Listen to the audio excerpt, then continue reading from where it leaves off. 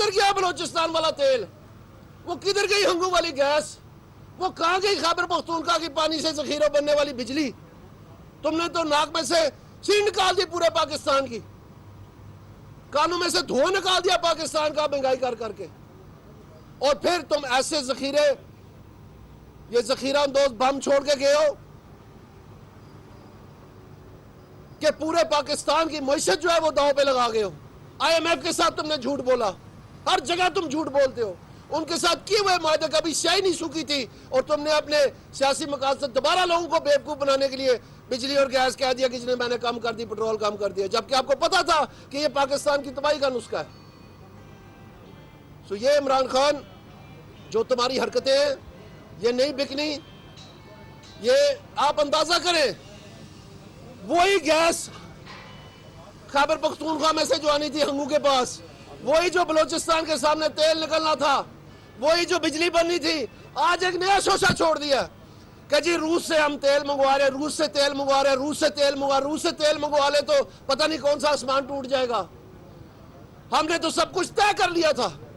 تو جا کے پوچھا ان سے، روسی سفیر نے آ کے کہا کہ کسی قسم کا خط نہیں ہمیں ملا، نہ کوئی معاہدہ ہوا ہے، نہ کوئی بات ہوئی ہے اس کے اوپر، صرف ڈسکشن تو جاتے جاتے کوئی بھی کر سکتا ہے۔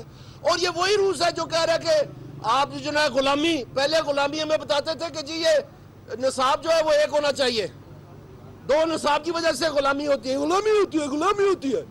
اب وہ سارا کچھ بھول گئے، آپ کہتے ہیں کہ جناب یہ امریکہ کی غلامی ہے، اور آپ روس سے جو ہے تیل نہیں خریدیں گے، تو گندم پاکستان کہاں سے خرید رہا ہے؟ گندم پاکستان کہاں سے خریدنے کے معاہدے کر رہا ہے؟ روس سے ہی کر رہا ہے نا، یہی گورنمنٹ کر رہی ہے، تو کون سی غلامی ہے؟ اس کی ساری باتیں جھوٹ پہ مبنی ہیں۔ اسی طرح اس نے 35 پنکچر کے ساتھ عوام کو بیوقوف بنایا تھا، پورا 1.5 سال اس نے عدالتوں تک بیوقوف بنا دیا تھا کہ جی میرا کیس لے، میرا کیس لے۔ بعد میں حامد میر کو یہ خود ہی مان گیا کہ یہ میرا سیاسی بیان تھا، یعنی کہ یہ جھوٹ تھا۔ تو جھوٹ بولنے کا یہ ماہر ہے، یہ بچارے ہماری قوم کو، ہماری نسل کو گالیاں دینا سکھا کے، ان کو بیوقوف بنا کے ایک خواہ کا تماشا کھڑا کر دیا اس پاکستان میں۔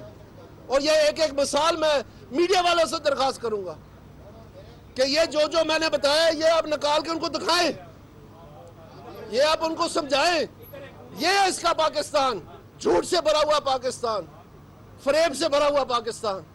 اور یہاں پر الیکشن کمیشن میں آج پھر جھوٹ بولا ہے کہ جی ہمیں تیاری نہیں ہے بات، 20 دفعہ انہوں نے وکیل بدلا ہے، 20 دفعہ انہوں نے سٹے لیا ہائی کورٹ سے، اب وہ سارے دروازے بند ہو گئے ہیں۔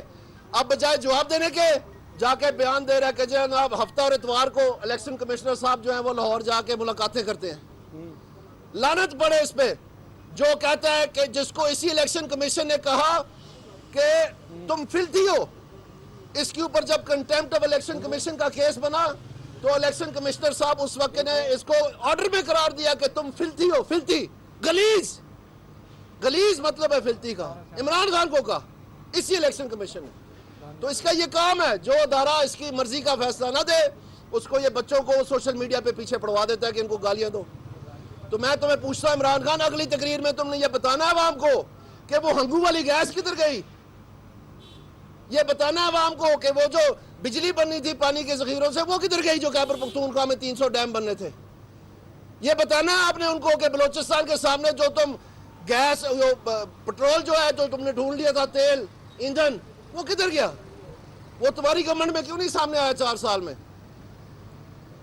ساتھ میں یہ کہتا ہے کہ جی وہ یہ جو اکبر ایس بابر تم نے نکالا تھا وہ کیوں نکالا تھا؟ کیا تمہیں پتہ نہیں چل گیا تھا کہ کیس سارے کھوکھلے ہیں؟ اور وہ تمہیں ایک لال بتی کے پیچھے لگایا ہوا تھا، سنہری خواب دکھا رہا تھا۔ جب نیشنل کرائم ایجنسی یو کے کا پٹاخہ نکلا، عمران خان کی اینٹی کرپشن کی مہم کا پٹاخہ نکلا، تو اس کو بلا کے کیس ریویو کیے، میں آپ کو اندر کی بات بتا رہا ہوں، تو پتہ چلا کہ سارے کیس ہی کھوکھلے ہیں۔ تو اکبر اس کو نکال دیا، وہ جو اکاؤنٹیبلٹی زار بنا ہوا تھا، شہزاد اکبر۔ سو میں آپ سے کہتا ہوں کہ جھوٹ اور فریب کے خلاف سوائے اس کے پاس کچھ نہیں ہے۔ انشاءاللہ تعالی ہم کل بھی آؤں گے اور ہم سنیں گے ان کے کیا دلائل آتے ہیں، اور انشاءاللہ تعالی ہم التجا کرتے ہیں الیکشن کمیشن سے کہ 7 سال ہو گئے ہیں ہم فیصلے کا انتظار کر رہے ہیں۔ یہ عمران خان نے سرٹیفکیٹ دیا ہوا ہے کہ یہ تمام اکاؤنٹس جو ہیں یہ درست ہیں اور مکمل ہے۔ تو جب 21 اکاؤنٹ مل گئے ہیں جن میں سے 11 اسٹیٹ بینک نے لکھ کے دے دیے، تو پھر کیا وہ اکاؤنٹس مکمل تھے؟ کیا وہ اکاؤنٹس درست ہے جو عمران خان نے اپنے دستخط سے دیے؟ تو یہ صادق اور امین کا جو ڈھونگ رچا رہا تھا وہ ختم ہونے جا رہا ہے، اس لیے اس کو موت پڑ رہی ہے.